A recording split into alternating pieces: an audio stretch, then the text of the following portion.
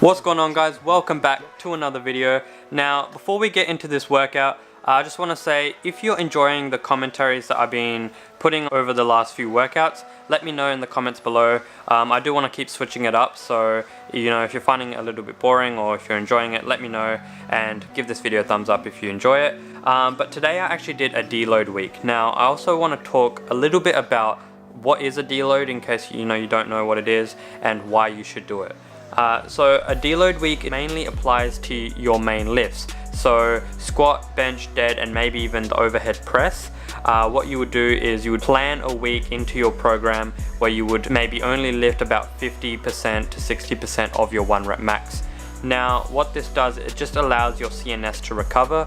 So if you're lifting really heavy, especially if you're doing a program really focused on strength, you're doing heavy sets of 5, heavy triples, even working up to heavy doubles and singles, your CNS can get really taxed. So this week just allows your body to sort of recover from that.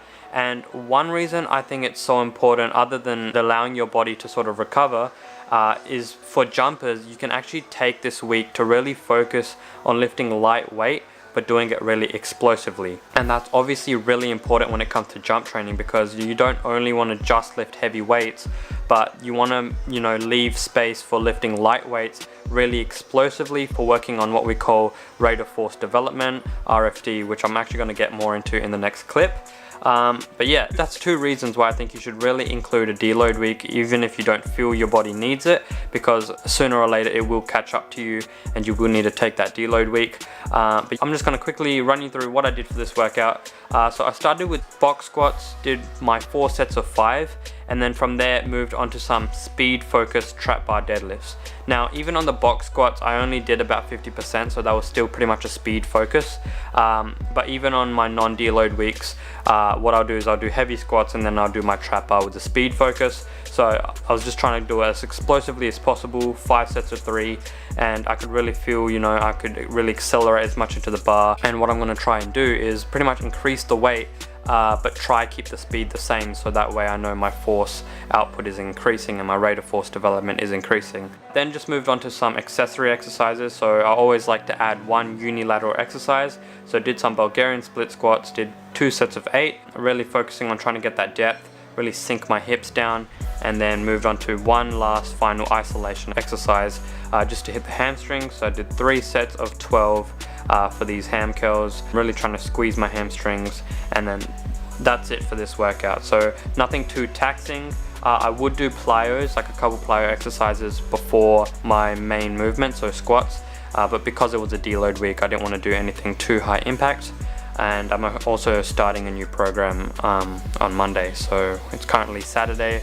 2 days I start a brand new program, so I want to stay fresh for that, and then just obviously here finish off with some core work. So if you guys enjoyed the commentary, let me know, and I'll see you next clip. Peace.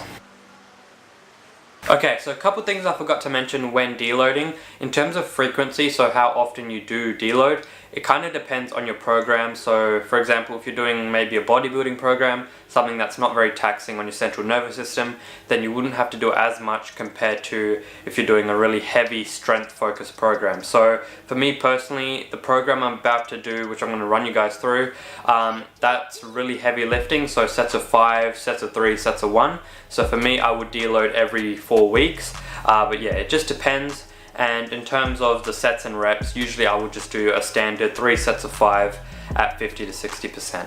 Now, let's get into the topic of this video, which is RFD, rate of force development, what it is and why it's so important.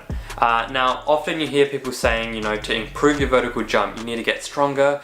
Oh, if you're not jumping high enough, you need to gain strength. Now, 100% that's true, but strength alone always isn't necessarily gonna increase your vertical. So strength is a prerequisite. You need that. You do need strength, because that's what you're gonna use to make you jump higher, but you need to be able to use that strength quickly. So that's where rate of force development comes in. You need to not only have the strength, have that force, but produce that force quickly. So ways we can train this is 1, plyos, a great way to be able to train that rate of force development. And another tool I like to use is training with bands, just because they add a different amount amount of tension, and the minimum amount that you need to just get the weight up is still a lot, and it's really going to make you put more acceleration into the bar, hence improving your force and the rate at which you produce that. Another way to further understand this is if you compare two athletes. So if you have, say, athlete A. Now athlete A is 70 kilos, has a 200 kilo squat, versus athlete B, 70 kilos, 200 kilo squat. Now both same body weight, both same squat, but athlete A can produce force maybe a little bit faster than athlete B.